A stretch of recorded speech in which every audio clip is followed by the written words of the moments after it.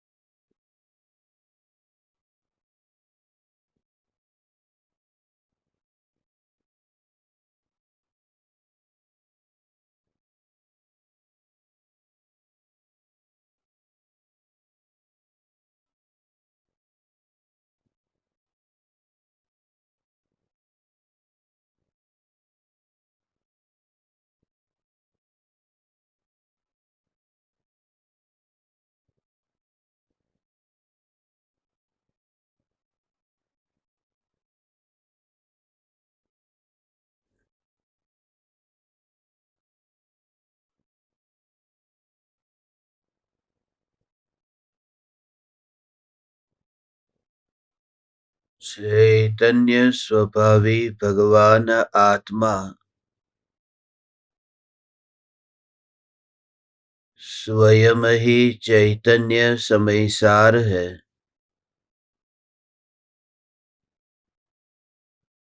चैतन्य समयसार का प्रतिपादक ग्रंथाधिराज समयसार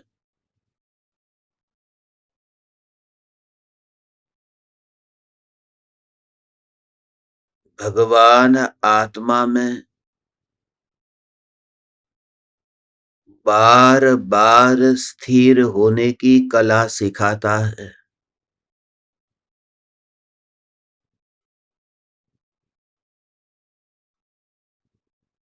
सम्यक दृष्टि ज्ञानी धर्मात्मा को स्व संवेदन प्रत्यक्ष निर्विकल्प अनुभूति होने के बाद पूर्व कृत कर्मों के उदय से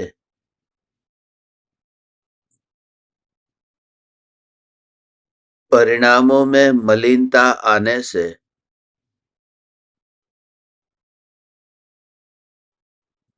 चित्त विचलित होता है।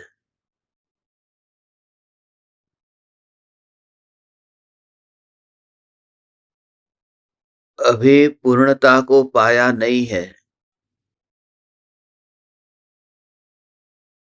इसलिए स्वाभाविक है कि आत्मा में राग और द्वेष के भावों की उत्पत्ति होगी। मगर ज्ञानी ने उन भावों को अपने ज्ञान की अनुभूति में रंच मात्र भी अनुभव नहीं किया है। उन भावों को ज्ञान का ज्ञेय जानते हैं और मानते हैं और सूक्ष्म दृष्टि से देखे तो उन भावों को उन भावों की सत्ता में ही देखते हैं और ज्ञान में ज्ञान को ही ज्ञान का ज्ञेय जानते हैं, ज्ञान का ही अनुभव करते हैं।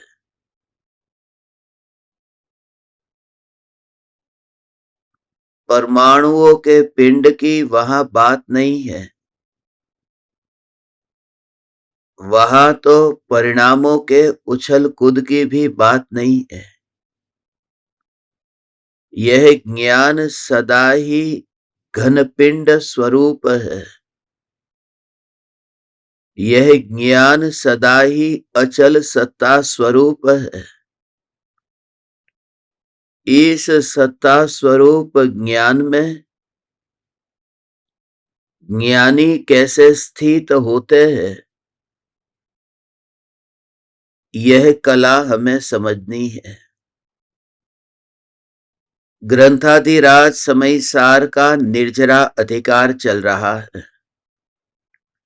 इस निर्जरा अधिकार का मूल विषय तो यह है कि ज्ञानी के भोग निर्जरा के हेतु है। यह ज्ञानी सम्यक दृष्टि की मुख्यता से कहा है, क्योंकि चौथे गुणस्थान में सम्यक दृष्टि को 5 पापों का आंशिक रूप से या पूर्ण रूप से त्याग न होने से, अणुव्रत और महाव्रत का पालन न होने से, चौथे गुणस्थान में घर में रहते हुए भी वे ज्ञानी सिद्धों के साथ बातें करते हैं। वे दुनिया की दृष्टि में तो दुनिया के जैसे हैं, मगर सिद्धों की दृष्टि में तो सिद्धों के जैसे हैं। ऐसे सम्यक दृष्टि ज्ञानी धर्मात्मा इस पृथ्वी पर रह करके इस पृथ्वी को पावन करते हैं। उनके चरण की धूल भी यदि मिल जाए तो उस धूल को भी अपने ललाट पर लगाने से चूकना नहीं, क्योंकि ये वही सद्गुरु है जिनकी निश्रा में रह करके शिष्य अनादिकालीन व विस्मृत स्वरूप को स्मरण करता है। ऐसे सम्यक दृष्टि ज्ञानी धर्मात्मा की वह अंतरंग दशा को स्थितिकरण अंग के माध्यम से बताते हैं। सम्यक दृष्टि के 8 अंग पर चर्चा चल रही है। उन 8 अंगों का हम फिर से पुनरावर्तन करते हैं। निशंकित अंग, निकांक्षित अंग, निर्विचिकित्सा अंग और अमूढ़ दृष्टि अंग। इन 4 अंगों पर पहले चर्चा की थी। फिर और 4 उपगुहन अंग, स्थितिकरण अंग, वात्सल्य अंग और प्रभावना अंग। इस प्रकार से ये कुल 8 अंग है। सम्यक दृष्टि 8 अंगों सहित है और 25 दोषों रहित है। ऐसे सम्यक दृष्टि के यहां गुणगान गाए हैं। जो जिनेंद्र भगवान के वचनों में शंका नहीं करते, वे निशंकित अंग के धारी है। जो धर्म के फल में संसार की किसी भी प्रकार की अपेक्षा नहीं रखते, वे निकांक्षित अंग के धारी है। जो मुनिराज के मलिन शरीर को देखकर घृणा नहीं करते, वे निर्विचिकित्सा अंग के धारी है।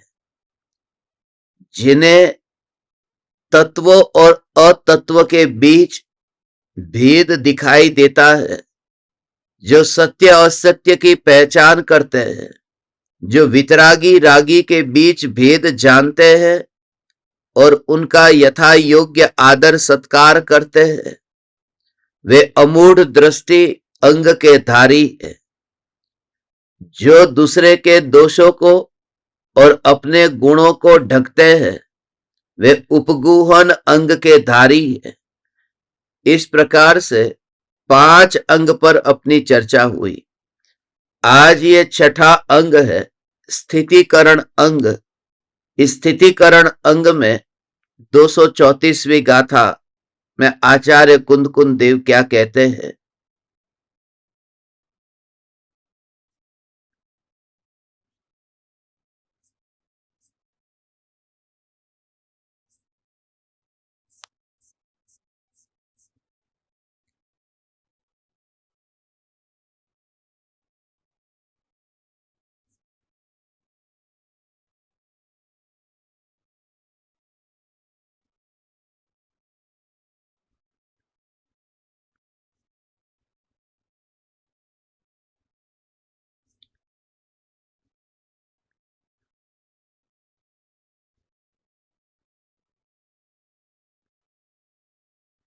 उमग्गं गच्छतं सगम्पीमग्गेठवेदिजोचेदा सोऽथिधिकरणाजुतो सम्मादिट्ठी मुने दौवो।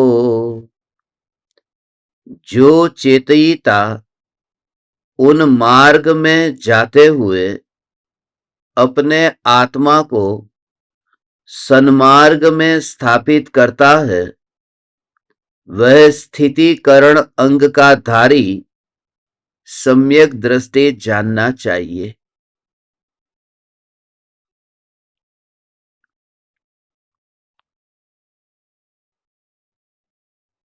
उन मार्ग में जाते हुए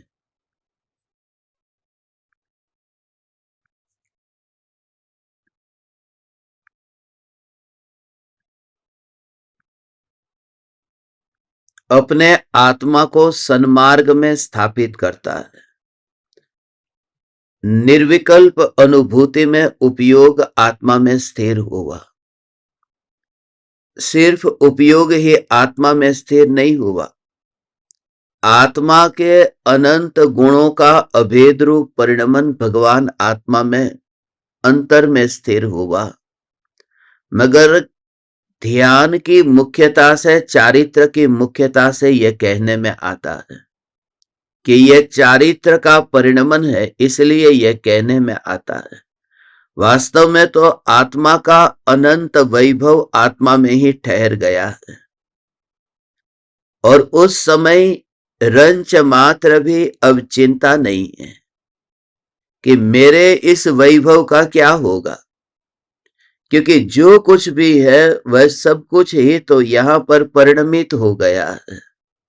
घी खिचड़ी में ढल गया है, अब वह चिंता नहीं रही है कि उस खिचड़ी में जो घी ढल गया अब वो खा भी रहा है, चख रहा है, अनुभव कर रहा है, अब मेरे घी का क्या होगा, क्योंकि वह उसमें ऐसा घुल मिल गया है।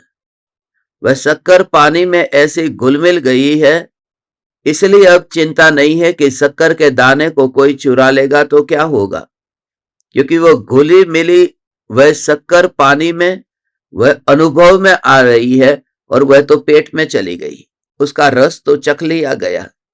तो जो उपयोग भगवान आत्मा में स्थिर होता है, तो उस समय आत्मा का उपयोग आत्मा में खर्च हो गया। अब वहां पर वह भय नहीं रहा, वहां कोई पर मेरे अनंत वैभव को लूट नहीं सकता। सम्यक दृष्टि को ये आत्मा की अनुभूति होते ही वह फल तो उन्होंने पा लिया। वह फल है निराकुलता रूप आनंद का फल तो उन्होंने पा लिया। हे चैतन्य परमात्मा, अपने उपयोग को स्थिर करके you just feel the connection, you just feel the connection. उपयोग को अपने आत्मा में स्थिर कर ज्ञानी की वह जो दशा है। इस पानी का क्या होगा? ये पानी कहीं बह जाएगा तो, इस पानी को कोई ले जाएगा तो, अब पानी संबंधी बहुत चिंता हो रही है। यह पानी गिर जाएगा, ढल जाएगा, बह जाएगा तो, मगर उस पानी को पौधे में वहां पर उसकी जड़ तक डाल दिया, उसी में ही उसे अर्पण कर दिया, और ये जो उसी में अर्पण हो गया और ये पौधा उग गया, उसमें फूल खिले, उसमें फिर फल आए, उन फलों के रस को भी चख लिया। अब फलों के रस को चखने के बाद में यह चिंता कौन करता है कि उस पानी का क्या होगा। कोई पानी को छीन करके लेकर के चला जाएगा तो, क्योंकि वह पानी तो पी गया है पौधा, उस पौधे में से फूल और फल खिल चुके हैं और उसे भोग भी चुका है। सम्यक दृष्टि का अनंत वैभव अपने में जब समा जाता है तो निराकुलता रूप आनंद के फल को तो भोग लिया। ज्ञानी निर्विकल्प है, मेरा कुछ भी यहां से जाता नहीं है, छूटता नहीं है। हे चैतन्य के दीवाने, तो उस तरह से यदि अपने उपयोग को अंतर्मुख करता है तो फिर तेरी ये दशा प्रकट हुए बिना नहीं रहती। तू निर्भय हो जाता है। बलपूर्वक यदि तूने उस पानी को अंतर में मोड़ दिया है तो फिर अब भयभीत नहीं होता। ये अनुभव हो ही रहा है, तुझे चिंता नहीं है। ये जो आरती का दिया है उसमें तूने जो घी डाला है, उस घी से ये ज्योति जल ही तो रही है। वह घी कोई नाली में नहीं बह रहा है, उस घी का फल मिल रहा है, उस घी से ही तो ये दिया जल रहा है। तेरे ज्ञान का दीपक ये जल रहा है। ये प्रज्वलित ज्ञान दीपक जो जलता है उपयोग के अंतर्मुख होकर के अभेद होकर समा जाने में। अब हम तो चले सिद्धपुर की ओर। उस जलते हुए दिए को हाथ में लेकर के मोक्ष के मार्ग को प्रकाशित करता हुआ वह दिया वही पहुंचा देता है सिद्धों की गोद में। हे चैतन्य परमात्मा, जस्ट फील इट। अनंत शक्ति आत्मा में से बाहर जाती हुई दिखाई ही नहीं देती, इसलिए ज्ञानी को आंख में ये दिखाई नहीं देता कि ये जा रहा है कुछ। आत्मा का ज्ञान जा रहा है, आत्मा की शक्ति वहां जा रही है। कुछ भी नहीं, कुछ भी नहीं। हे चैतन्य परमात्मा, कुछ भी नहीं होता, कुछ भी नहीं होता। ऐसा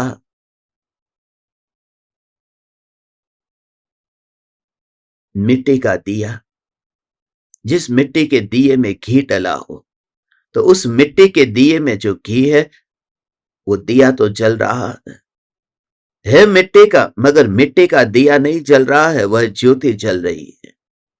हमें कभी कभी डर लगता है कि वह मिट्टी का दिया घी पी जाएगा। हो सकता है घी पी जाए। कभी कभी घी मिट्टी के दिए में डालना हो तो उससे पहले कुछ लोग तेल डाल देते हैं कि जितना भी उसे पीना है वह पी ले, तेल को पी ले, कहीं घी व्यर्थ में बर्बाद ना हो जाए।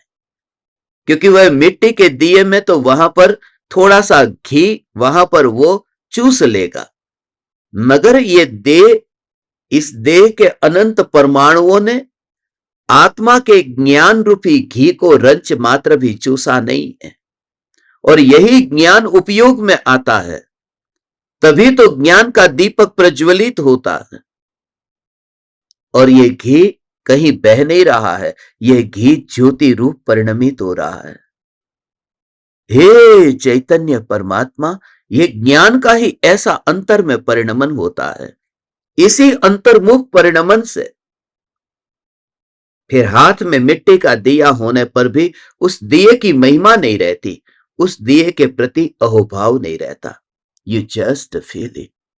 यह ज्ञान की अनुभूति ये तेरे भीतर में जो होती है, यहां तुझे देखना कम है, यहां तुझे सुनना कम है, यहां तुझे अनुभव अधिक करना है।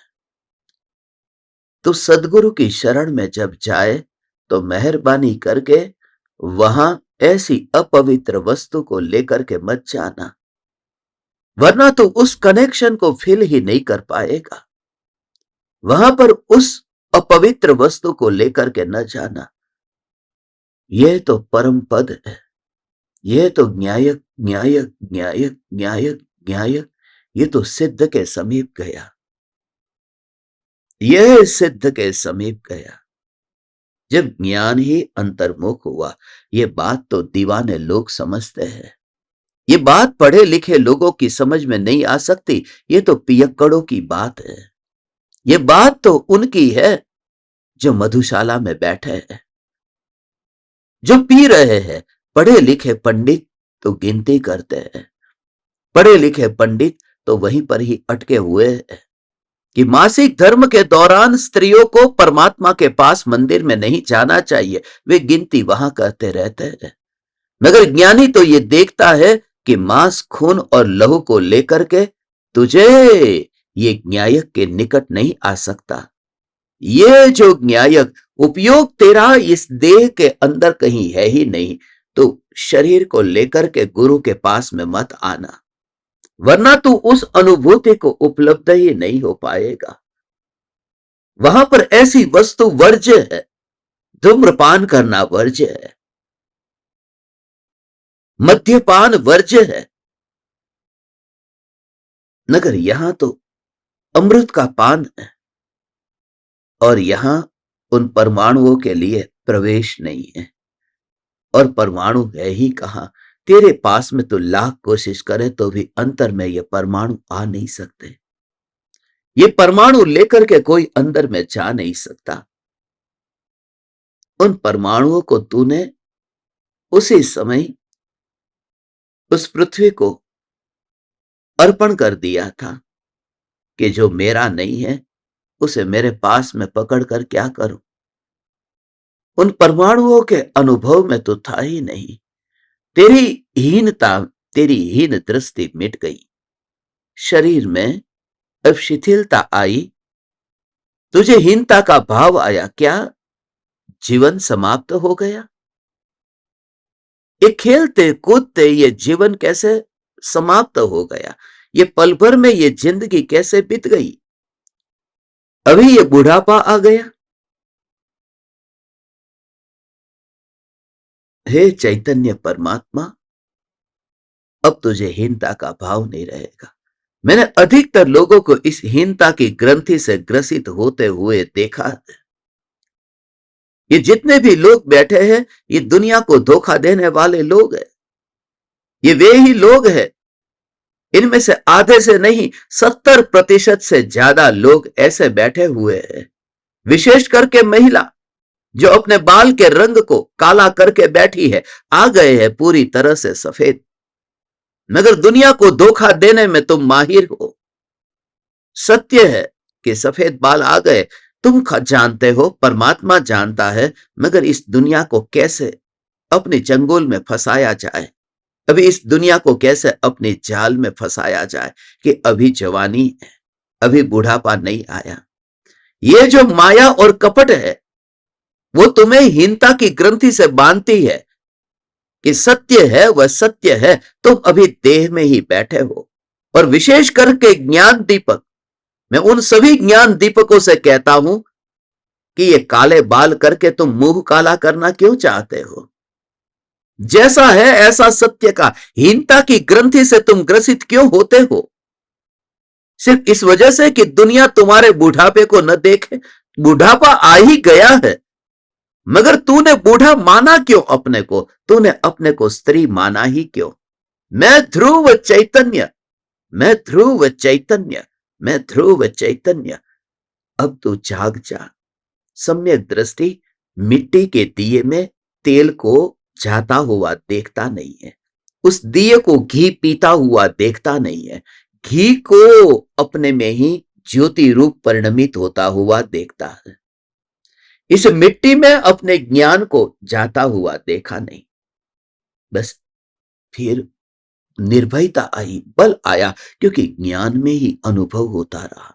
यहां तो थोड़े दिन के लिए यदि शरीर बढ़ गया, मोटापा आ गया, पेट बाहर निकल गया, तौंद निकली, तो लगता है कि अरे हीनता की ग्रंथि से ग्रसित हो गया। देखो ने मेरा शरीर अब कम ही नहीं हो रहा है, तो अभी देह में बैठा है, चमड़े से थोड़ा ऊपर उठ जा।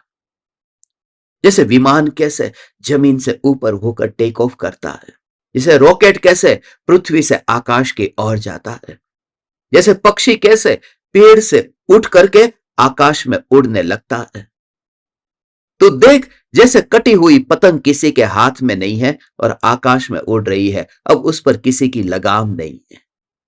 तो उस तरह से आत्मा के अनुभव को ऐसे अनुभव करेगा कि अब यह ज्ञान किसी से बंधा हुआ नहीं रहा।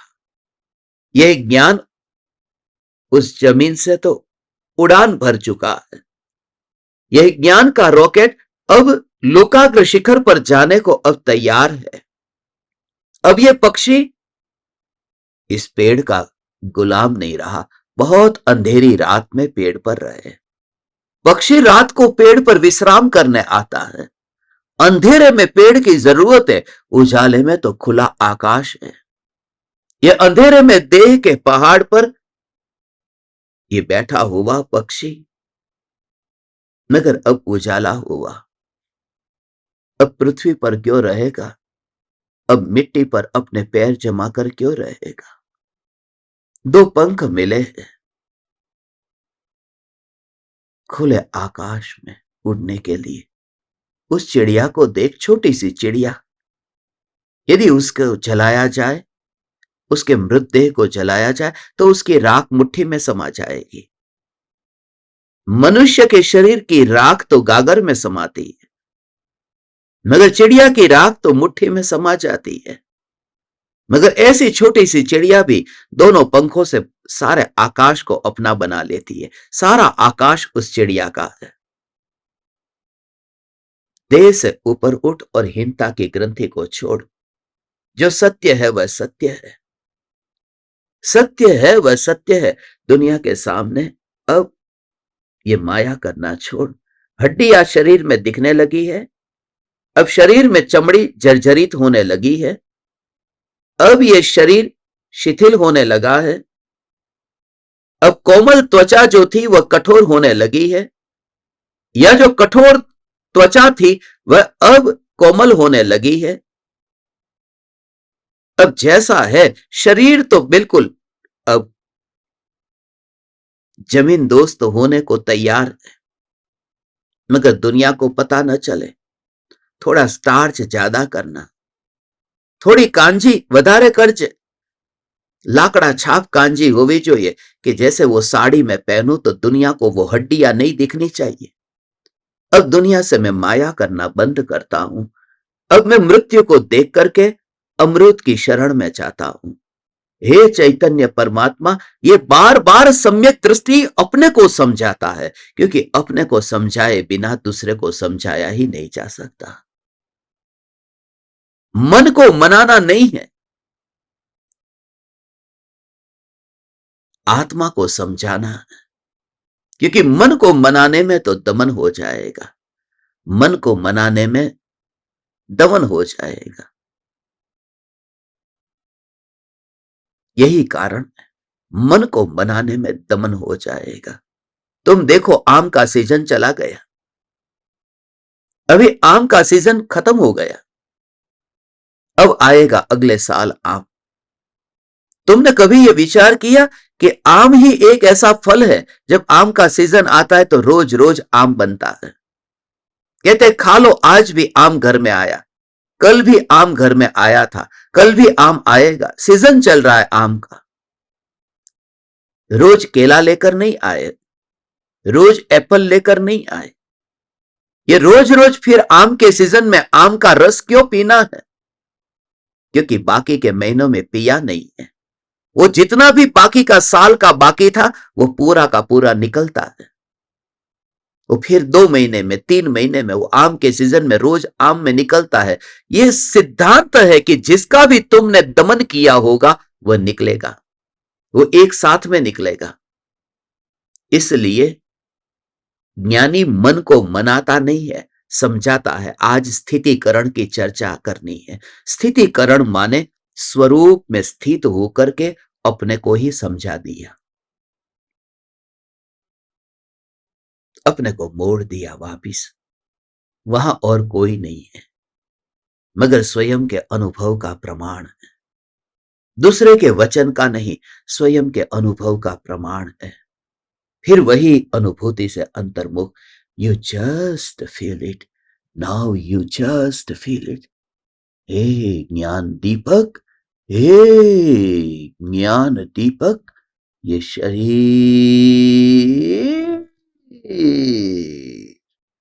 के परमाणुओं की बात ही नहीं है। यहां तो लो चुंबक की तरह तेरे परिणाम अंतर में खींचे जाते हैं। अंतर में आ आ आ आ आ अंतर में परिणाम खींचे जाते हैं। ओ माय गॉड, ये अंतर में परिणाम खींचे जाते हैं। अभेद इसी का नाम है, निर्विकल्प इसी का नाम है। न्याय न्याय न्याय न्याय न्याय न्याय न्याय कौन समझाता है? जब अंतर में उपयोग स्थिर होता है।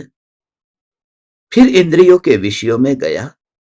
4 बजे अनुभूति हुई, 1 मिनट तक अनुभूति रही और फिर गया भोगों को भोगने के लिए।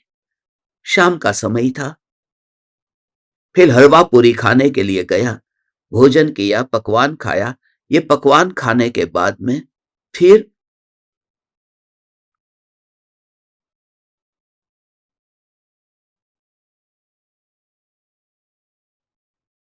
ज्यादा से ज्यादा फिर स्त्री को भोगने गया। फिर बहुत भोगा स्त्री को। स्वाभाविक है, शरीर में पेट की जरूरत से ज्यादा एक दाना भी यदि खाया तो नियम से विकार में ही परिणमित होगा। जितना भी विकार है वो विकार यही बताता है कि पेट की जरूरत जितनी थी उससे ज्यादा भोजन पेट में डाला है, तो वो कहीं ना कहीं व्यर्थ में निकलेगा। फिर वो क्रोध में निकलेगा, फिर वो वासना में निकलेगा, कहीं ना कहीं वो कचरा निकलेगा, क्योंकि जरूरत से ज्यादा पेट में गया था। इसलिए तो अनशन कहा है, इसलिए तो उनोदर कहा है। अब पेट में भोजन गया। और चक्रवर्ती की खीर 1 साल में बनती है। वो खीर भी ऐसी है, तभी तो 96,000 रानियों को भोगने के लिए खीर भी फिर उस प्रकार की ही होनी चाहिए। नहीं तो 96,000 रानी को भोगेगा कैसे? फिर वो गाय में से दूध निकालते निकालते दूसरी गाय, तीसरी गाय, ऐसे करते करते फिर वो खीर तैयार होगी। क्योंकि जितना शरीर में इतना व्यर्थ का जाएगा वही तो फिर बाहर निकलेगा। फिर विचार आया कि मैं ये क्या कर रहा हूं। मगर वो 4 बजे अनुभूति हो चुकी थी। अब ये विषयों में चला।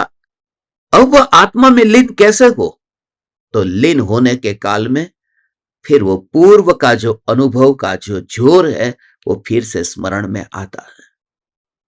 देखो, उसे कोई दूसरा कहे या न कहे, वो स्मरण भी पर्याप्त होता है। जैसे बच्चे ने आग को छुआ और गर्म का अनुभव हुआ, बच्चा अब आग से दूर चला गया।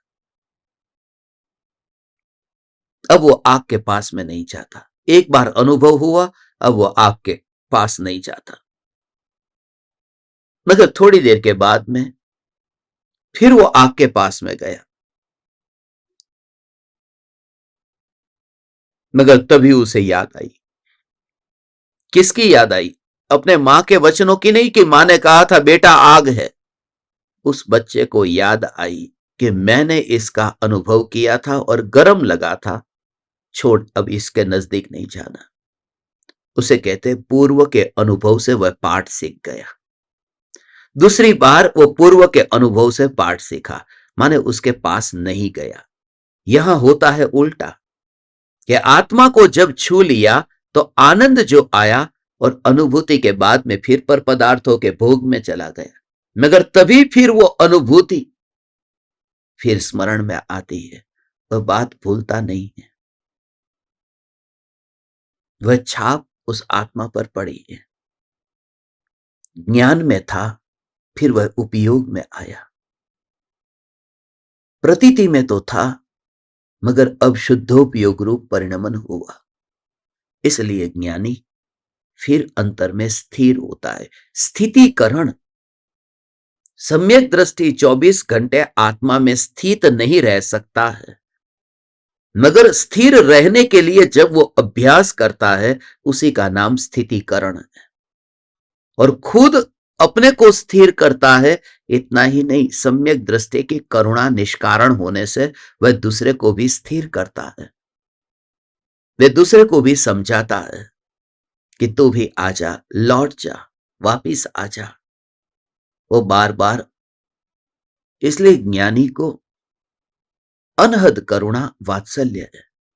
2 दिन पहले मुझे मुंबई में किसी ने कहा, आप तो ज्ञानी हैं, आपकी करुणा निष्कारण है, आप तो बार बार सत्संग में ये कहते हैं अनकंडीशनल लव, बिना किसी शर्त का प्रेम, प्रेम में शर्त नहीं होती, तो फिर ये शर्त आपने क्यों रखी कि जिनके घर पर आलू प्याज बनता है उनके घर का खाना मैं नहीं खाऊंगा? ये शर्त नहीं रखनी चाहिए। जिनकी मौज हो वो खाए, जो खाना वो खाए। तुम अभी बहुत बच्चे हो, तुम नहीं समझते, तुम बच्चे हो, तुम अभी दूध पीते हुए बच्चे हो। भले तुम्हारी उम्र 50 साल की हो गई, मगर दूध पीते बच्चे हो, क्योंकि तुम्हें वह नहीं दिखाई देता जो मां को दिखाई देता है। जब मां ये कहे कि आग के पास में मत जा, और बेटा कहे कि मां तेरा प्रेम कैसा, कि मुझे जबरदस्ती तू एक जगह पर बांध करके रखती है। मगर वो मां बांध करके रखती है क्योंकि तुझे जिंदा देखना चाहती है, तुझे मरना नहीं देखना चाहती, कि यदि तू आग के पास में गया तो जल जाएगा, मर जाएगा। इसलिए मां की अनहद करुणा है, उसमें शर्त नहीं है, अनहद करुणा है। और अनहद करुणा को कोई शर्त माने तो उसकी दृष्टि की कमजोरी है। मैं आप समस्त ज्ञान दीपकों को यह कहता हूं कि समय से पहले आकर के बैठो। मैं आपसे कहता हूं कि एकाग्रता से, ध्यान से इस बात को सुनो, इसका रस पियो।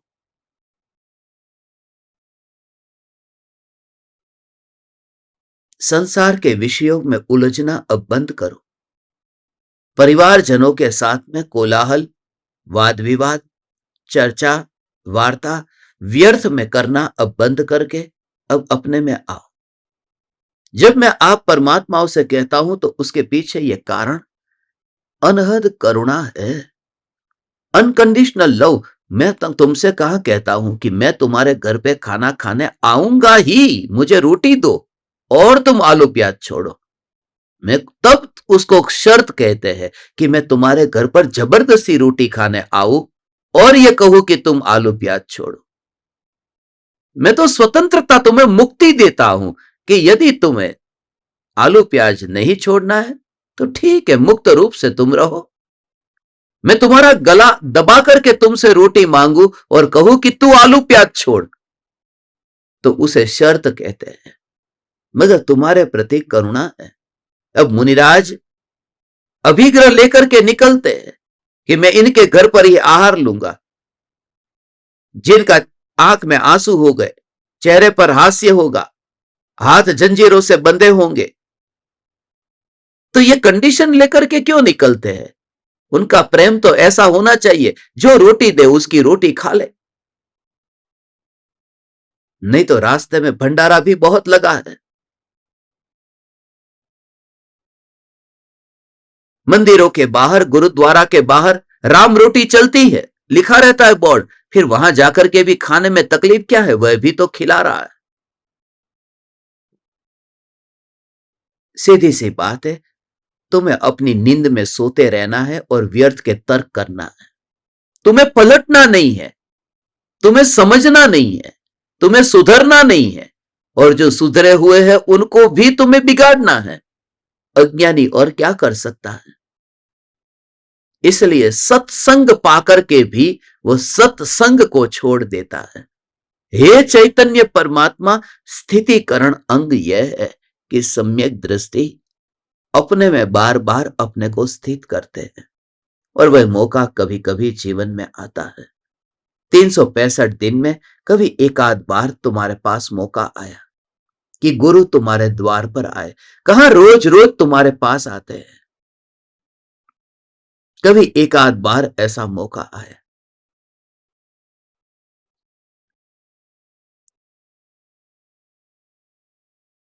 करुणा से वे कहते हैं तू अपने में स्थिर हो जा। परम कृपालु देव जो ये वचन कहते हैं ना, परम कृपालु देव निशंक हुआ, वह निर्भय हुआ, निर्भय हुआ, वह निसंग हुआ, वह एकांत में गया। कृपालु देव जो कहते हैं संसार के सुख की अल्प मात्र भी इच्छा नहीं होनी चाहिए। अज्ञानी को ऐसा लगता है, ऐसा लगता है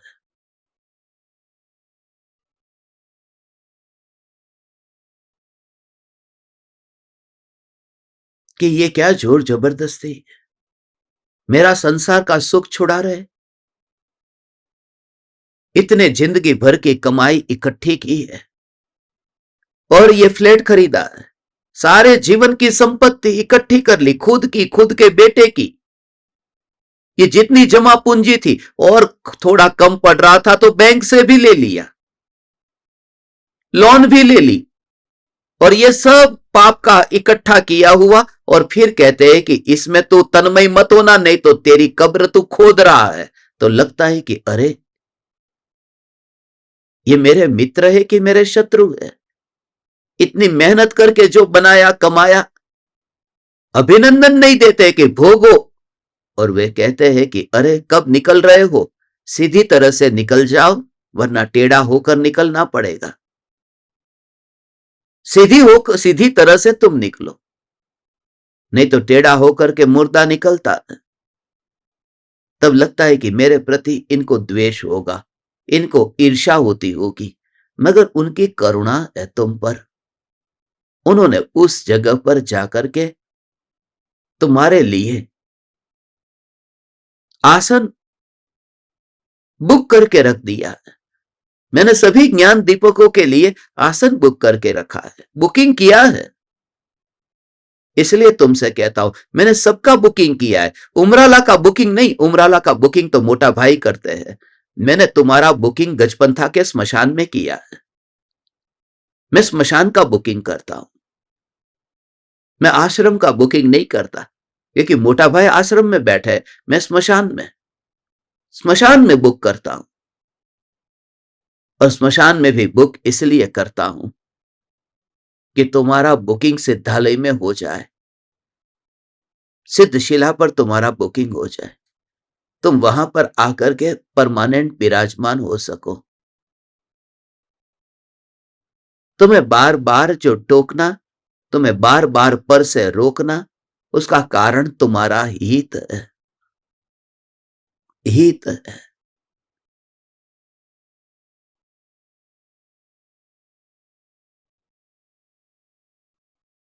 कंप्लीटली अनकंडीशनल लव।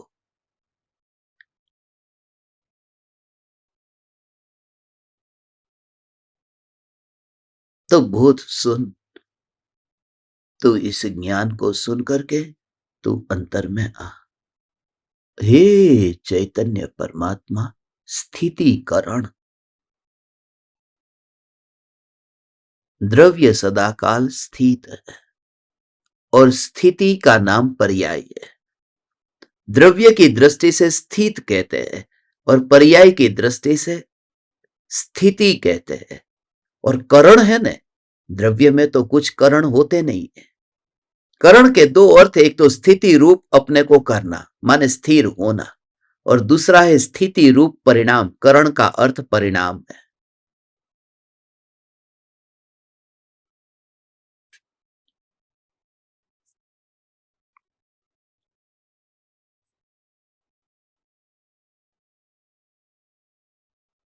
स्थितिकरण।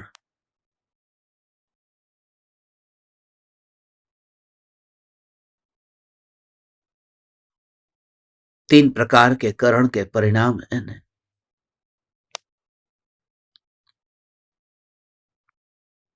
अतःकरण, अपूर्वकरण और अनिवृत्तिकरण।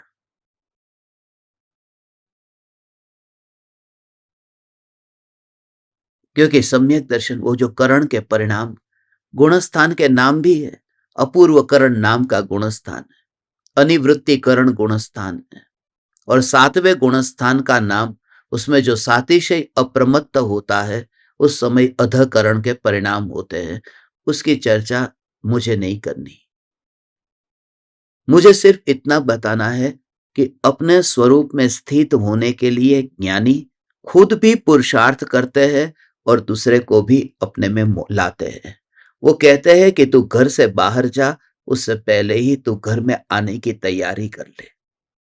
यदि तू गाड़ी चलाता है तो गाड़ी चलाते समय यदि तू ओवरटेक करता है तो पराई की दिशा में जब तेरी गाड़ी जाए तो पहले ये कंफर्म कर ले, पहले ये निश्चित कर ले कि तेरी गाड़ी फिर अपनी दिशा में आ जाएगी, उससे पहले कि सामने वाली गाड़ी से टकरा जाए। पराई की दिशा में जाना है तो जाने की छूट है, मगर अपनी दिशा में आने की तैयारी के साथ में। ज्ञानी पर में जाते हैं मगर अपने में आने की तैयारी के साथ में पर में जाते हैं। बीच में कोई ट्रक आ गया, कोई विघ्न आ गया तो पराई की साइड में जाना पड़ा। स्लो चल रहा है ट्रक, फिर वो आगे गए। कितनी देर तक उसके पीछे पीछे रहेंगे? इसलिए गुरु को करुणा है कि तू बहुत धीरे धीरे चलता है, थोड़ा तू स्पीड बढ़ा, कहीं ऐसा न हो जाए कि तू पीछे रह जाए जैसे कृपालु देव रह गए। ऐसा न हो जाए कि थोड़ा तू पीछे रह जाए और फिर तेरे भव बढ़ जाए, इसलिए थोड़ी गति बढ़ा। इसलिए तू तेरे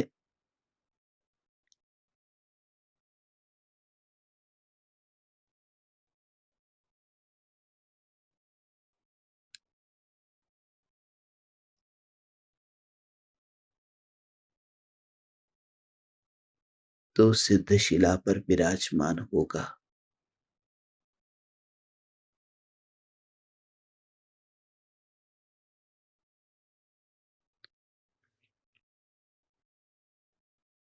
सिद्ध शिला पर विराजमान होगा।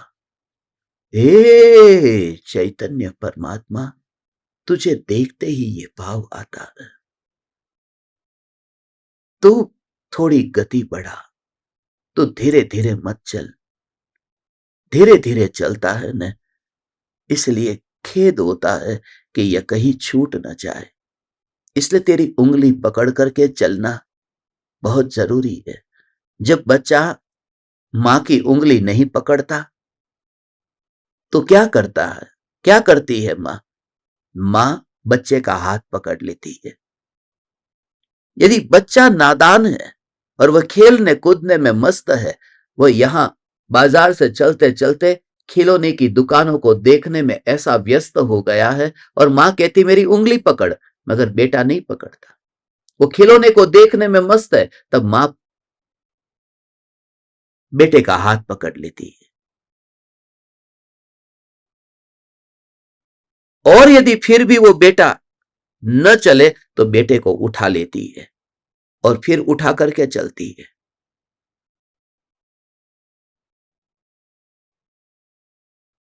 उसके पीछे मां बेटे को परेशान नहीं करना चाहती। उसके पीछे मां की करुणा है कि बेटा हमें जहां जाना है वहां समय पर पहुंच नहीं पाएंगे और इन खिलौने से हमारे हाथ में कुछ नहीं आने वाला, क्योंकि ये खिलौने खरीदने के लिए हमारे पास में धन नहीं है। पर द्रव्य को तू ग्रहण कर सकता नहीं है। ये ज्ञानी ने देखा कि तेरा ज्ञान वो देह को ग्रहण नहीं कर सकता, इसलिए तेरे उपयोग को कहते तू आजा अब, क्योंकि इस ज्ञान में वह ताकत ही नहीं है। आ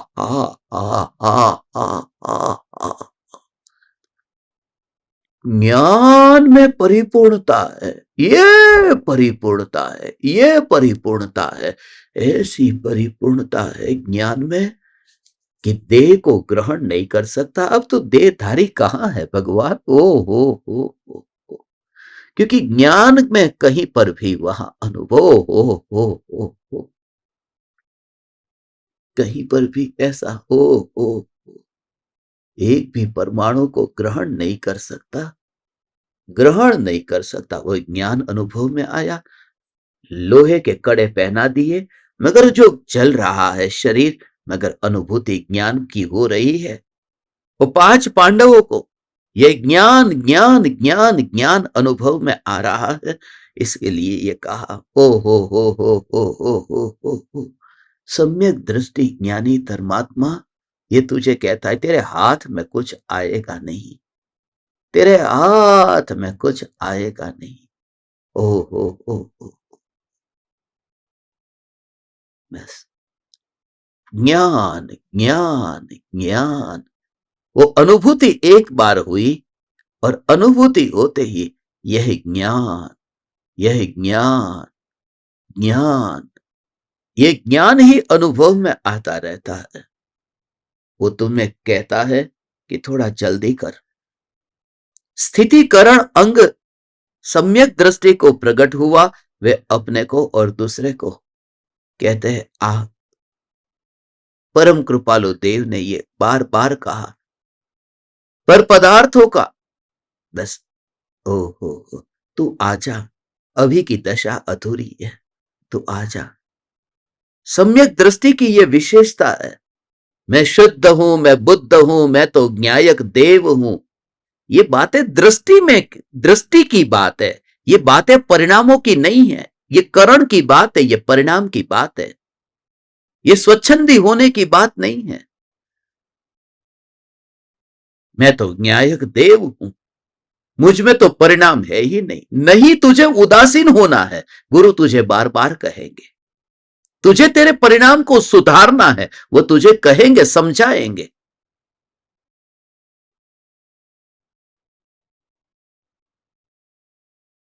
वो बात तुझे दृष्टि में रखनी है और परिणामों में पल पल तुझे सावधान रहना है, सावधान रहना है।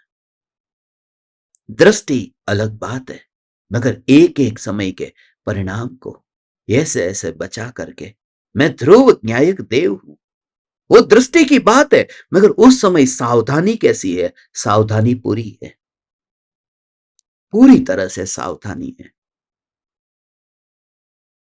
आज अदानी और अंबानी होंगे तो भी उनके जेब में मानो 1 रुपये का सिक्का है, और वो 1 रुपये का सिक्का नीचे गिरा तो मैं तो करोड़ोंपति हूं, अरबोंपति हूं, मुझे इस सिक्के को क्या कर लेना है, छोड़ो जाने दो, ऐसा नहीं करता। और ये मेरा अनुभव है बड़े बड़े करोड़पतियों का, और खास करके मारवाड़ियों का। मारवाड़ी तो करोड़ों के घर में रहते हैं, मगर 1 रुपया भी जेब में से निकालना हो तो 10 बार सोचते हैं।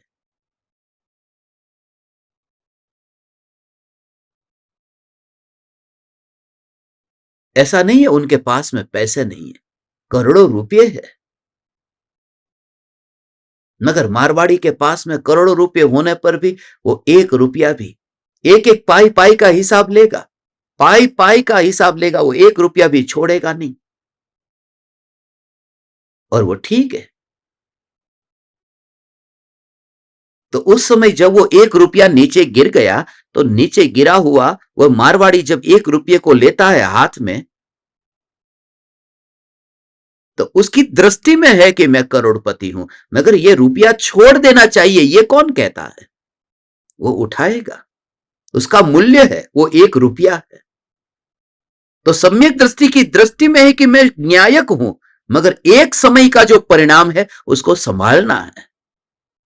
वो दृष्टि में अपने को ध्रुव न्यायक देखता है और परिणाम को संभालता है। वो ऐसे लोगों से बहुत सावधान रह करके बचता भी है। नहीं तो परम कृपालु देव असत्संग से बचने की ये प्रेरणा नहीं देते। परम कृपालु देव सत्संग की महिमा नहीं बताते, सदगुरु की शरण में जाने को नहीं कहते। परम कृपालु देव फिर ईडर में क्यों गए थे? ध्रुव न्यायक देव तो ववानिया में भी था, ध्रुव न्यायक देव तो मां के पास में भी था। फिर वो कावीठा के जंगल में जाने की जरूरत क्या थी? और उत्तर संडा के उन वनों में परम कृपालु देव को रहने की जरूरत क्या थी? मगर परिणाम को संभालना है, एक एक रुपये को बचाना है। और मानना है कि मैं करोड़पति हूं, मैं रुपये का मालिक नहीं हूं, मैं करोड़ों का मालिक हूं, मगर ये रुपया छोड़ूंगा नहीं मैं। ये परिणाम, ये परिणाम, तुम एकांतवादी मत होना। ये बात इसलिए क्योंकि जब आचार्य कुंदकुंद देव और गुरुदेव हमें बार बार समझाते हैं ना, तो ध्रुव ही है, तो ध्रुव ही है, तो ध्रुव ही है, इस ध्रुव ध्रुव के ड्रामा पर तुम न जाने कितने कितने अंतर के परिणामों को बिगाड़ते रहते हो, और तुम असलियत अपनी जानते हो। कोई खाली तुम्हें गाली दे दे, गाली तो दूर की बात, नाम के आगे जी लगाना भी भूल जाए तो भी तीर की तरह वो तुम्हें चुभता है, तब तुम्हें न्यायक याद नहीं आता। इसलिए कहते हैं ज्ञानी तुम्हें बार बार जगाता है, तेरे परिणाम तो सुधार, परिणाम को सुधार। वो अपरिणामी हूं ऐसा दृष्टि में रख करके तू परिणाम को सुधार, जांच करता रहे, ताकत पूरी लगा। मगर वो ज्ञान का प्रकरण और दृष्टि का प्रकरण ये अलग अलग है। ब्रश को फिट पकड़ना, ब्रश ढीला मत छोड़ना। कपड़ा सफेद है, ये सफेदी को तू भूलना मत, ये दृष्टि में रखना, कपड़ा सफेद है, नगर जो दाग उसमें लगा है, एक बार घिसा, दो बार घिसा, अब ये कपड़ा साफ हुआ, मगर अभी भी जो कपड़े में दाग है वो तो तू जानना। नहीं तो ऐसा ही पहन करके मत निकल जाना, क्योंकि गंदे कपड़े वाले मंदिर में फिर अंदर प्रवेश नहीं मिलता। चल वहां मिल भी जाए, किसी को दिखाई न दे कि थोड़ा दाग फीका पड़ गया था, मगर सिद्ध शिला पर तो ये कपड़े पर रंच मात्र दाग होगा तो वहां प्रवेश नहीं मिलेगा, वहां तो धुले हुए कपड़े वाले ही प्रवेश कर सकते हैं। इसलिए तू कपड़ा सफेद है ये दृष्टि में रखना, सफेद कपड़े को दृष्टि में रख करके, कपड़ा सफेद है ये दृष्टि में रख करके मैल को धोते रहना, तभी तेरा दोनों का बैलेंस होगा, निश्चय और व्यवहार का। नहीं तो मुफ्त की मजा लेकर के जीव बहुत स्वच्छंदी होता है, और मैं सभी ज्ञान दीपकों को बार बार सावधान करूंगा, अपने परिणामों को संभाल। जैसे ही तू विषयों में जाता है, गुरु की शरण में आ। तू शादी में जाता है, तू पार्टी में जाता है, तो अध्यात्म के प्रसंगों में जाने में तुझे क्यों हिचकिचाहट होती है? इसलिए जानबूझ करके मैंने इस बार, भले गुरु पूर्णिमा हमारा त्योहार नहीं है, मगर हम मना रहे हैं।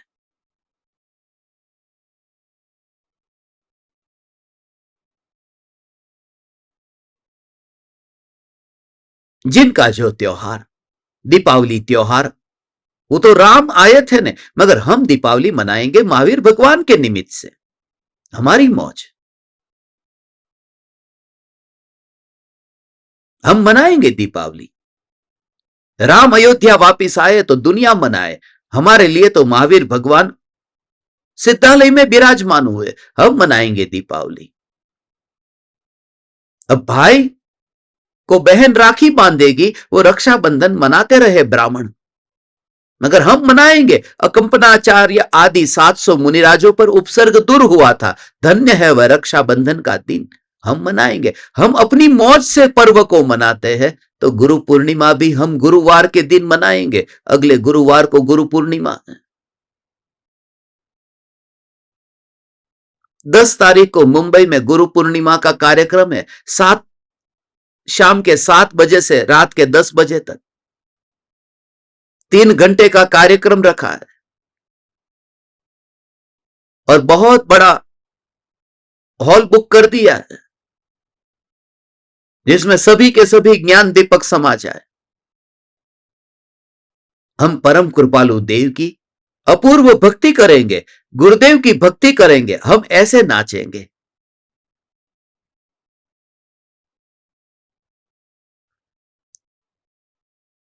उस नाच में पैर तो नहीं हिलेंगे, पैर तो नहीं डोलेंगे, मगर हमारी परिणति नाचेगी। आप सभी ज्ञान दीपकों को आमंत्रण है, भाव भीना आमंत्रण है। आप सब पधारना चाहे पधार सकते हैं, मगर हमारे पास में रहने की कोई, ठहरने की कोई सुविधा नहीं है। तुम होटल में ठहरना, अपने रिश्तेदारों के वहां ठहरना।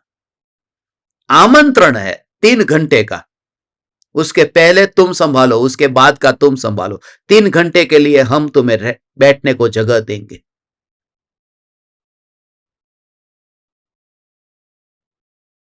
आना, ठहरना, ये सब तुम्हारे पर। भोजन पानी तुम संभालो। इसलिए तो शाम को 7 बजे रखा कि जहां 24 पूरा हो जाए। पानी का गिलास भी रात को नहीं मिले।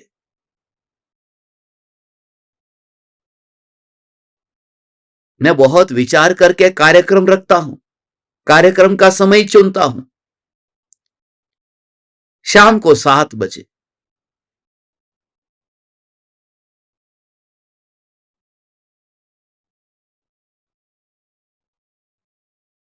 आप तपस्वियों का हार्दिक स्वागत है, रात्रि भोजन के त्यागियों का। क्योंकि वो झंझट में हम क्यों पड़े। मेरे पास में इतनी शक्ति थोड़ी है कि ये सब अरेंजमेंट तुम्हारे लिए करूं। इतनी शक्ति नहीं है। हाँ, इतनी शक्ति है कि आपके लिए मैं 3 घंटे का अद्भुत कार्यक्रम रखूं कि कृपालु देव और गुरुदेव की भक्ति कैसे होती है। समय सार की भक्ति। और खास ध्यान में रहे, मेहरबानी करके मुझे गुरु मान करके तुम मत आना। मैं 2 हाथ जोड़ करके तुमसे कहता हूं, इसलिए क्योंकि कुछ लोग समझते हैं कि मैं गुरु पूर्णिमा मनवाने के लिए तुमको बुला रहा हूं। हम सब मिलकर के कृपालु देव गुरुदेव को पूजने वाले हैं। इसलिए खास तुम्हें स्पष्ट कर दूं, फिर यदि कोई गलत समझे तो उनके ऊपर, क्योंकि कौन किसकी दृष्टि को पलट सकता है। तुम पधारना।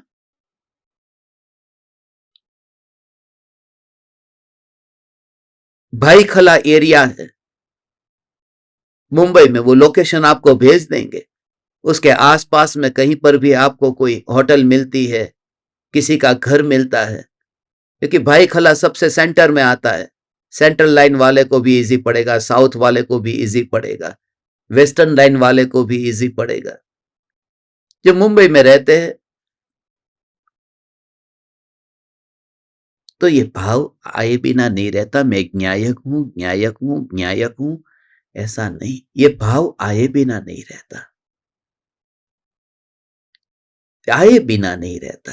क्या करूं मैं कोई 24 घंटे स्वरूप में लीन नहीं रह सकता।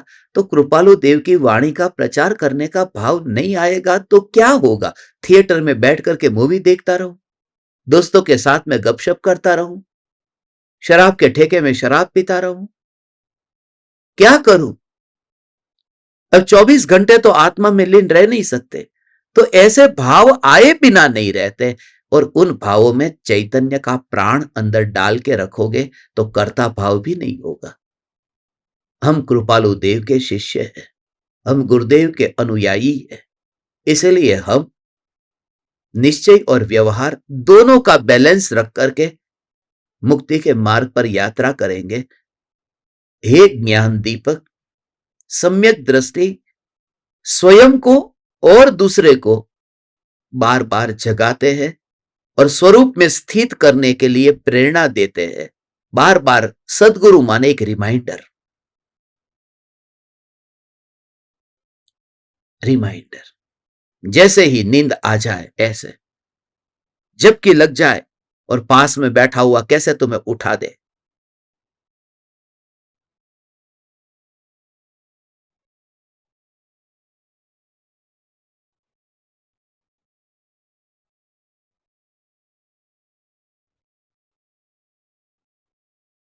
और कोई परीक्षा के समय सो जाए तो, और कोई तुम्हारा मित्र पीछे से बैठा हुआ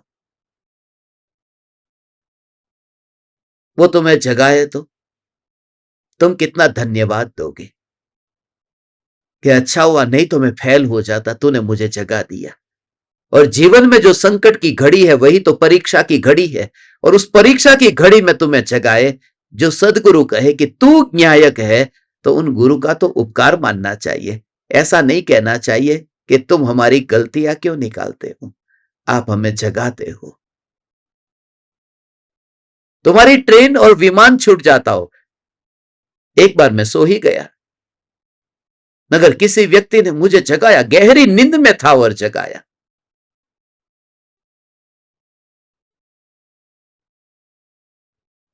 अमेरिका के एयरपोर्ट पर सो गया और लास्ट पैसेंजर मैं था, बोर्डिंग करना था। उसने मुझे गहरी नींद से जगाया। मैंने उसे 2 हाथ जोड़ करके उसका आभार माना, क्योंकि मुझे भारत आना था। यदि सोता ही रहता तो परदेश में ही रह जाता। स्वदेश में आता कैसे, अपनी मां के पास आता कैसे? गुरु तुम्हें गहरी नींद में जो प्रभाव में सोते हो वह जगाता है। वह कहता है कि तेरी आत्मा, तेरा आत्मा, तेरा स्वदेश, तेरे चैतन्य प्रदेश, तेरा निज घर, तेरा मोक्ष महल, तेरा चैतन्य महल तेरा इंतजार कर रहा है। जाग जाग जाग, चेत चेत नर चेत, बस इसी का नाम स्थितिकरण अंग है। चेत चेत नर चेत।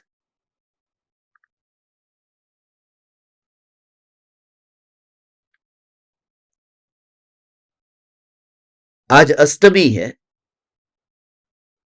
किसी भी समय पर अपना धर्म सभा का सेशन होगा और रात को 10 बजे आज जूम पर लाइव रात्रि ध्यान प्रयोग होगा। बहुत दिनों से हुआ नहीं है लाइव।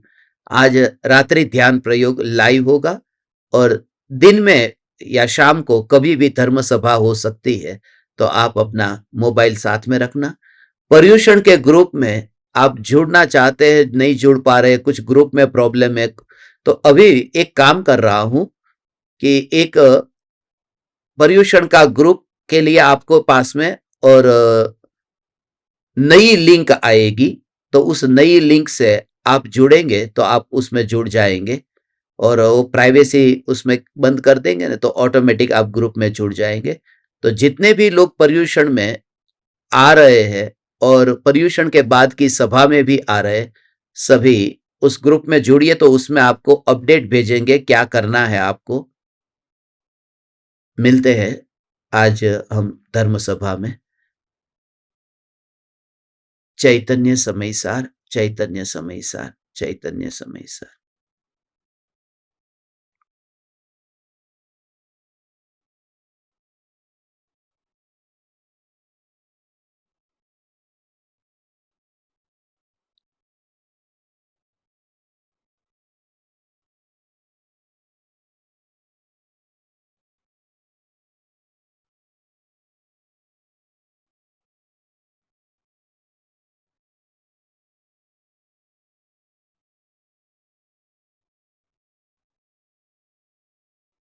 अहो अहो श्री सद्गुरु करुणा सिंधु अपार, इस पामर पर प्रभु किया अहो अहो उपकार, अहो अहो उपकार। देह सहित जिनकी दशा वरते देहातीत, उन ज्ञानी के चरण